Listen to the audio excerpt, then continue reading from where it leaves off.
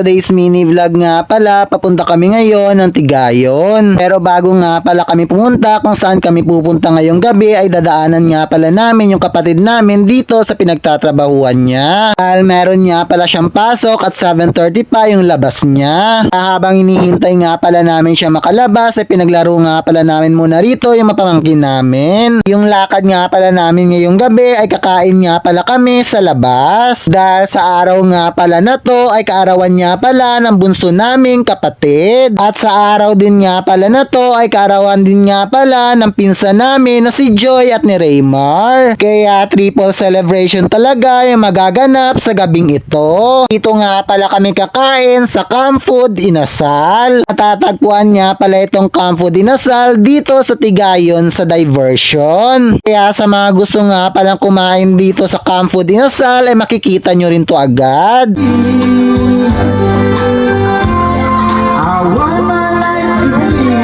Hinayin nyo ray, aman.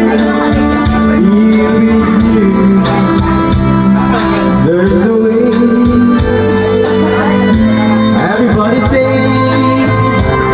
to do is another day. Yung kagandahan nga pala rito sa Camp Food Inasal ay libre mo nga pala magagamit yung videoke nila. Hindi na nga rin pala sila nagpapabayad ng extra charge. Yung iba nga kasi talaga mga restaurant ay kailangan mo nga pala maghulog ng coins para makakanta ka pa. Pero dito nga pala sa Camp Food Inasal ay pwede nga pala muna kayo kumanta bang inihintay na ma-serve yung pagkain. Buti na lang talaga nung pumunta kami rito ay wala pang masyadong tao. Kaya na solo namin yung buong place ngayon. Yung mga in-order nga pala namin ngayon ay umorder nga pala kami ng bangus sisig tsaka pork sisig. Order na nga rin pala kami rito ng pansit at hindi mawawala yung chicken inasal nila. May in-order rin nga pala kami ritong may sabaw kasi hindi ko na nga pala maalala kung ano yung tawag nila doon. At yung kagandahan nga pala dito ay meron nga pala sila ritong paanlis sabaw.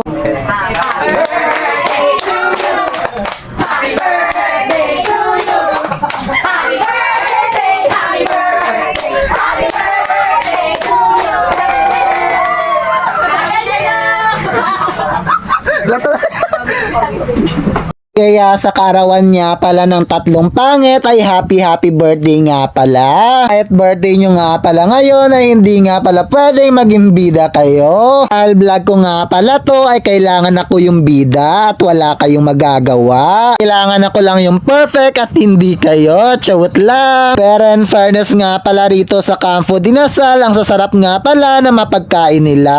Kaya sobrang napadami talaga yung kain ko. Kaya sigurado talaga na masusulit nyo talaga yung ibabayad nyo sa kanila. At sa araw din nga pala na to, ay ito nga pala yung kanaunahan naming kain dito sa Camp Food Inasal. Hindi nga lang pala ito yung huling beses naming kakain dito sa Camp Food Inasal at babalik kami rito. Dahil isa na nga rin pala itong Camp Food Inasal sa mga listahan namin pupuntahan tuwing may magdiriwang ng kaarawan. Kaya andito na lang muna. Paalam!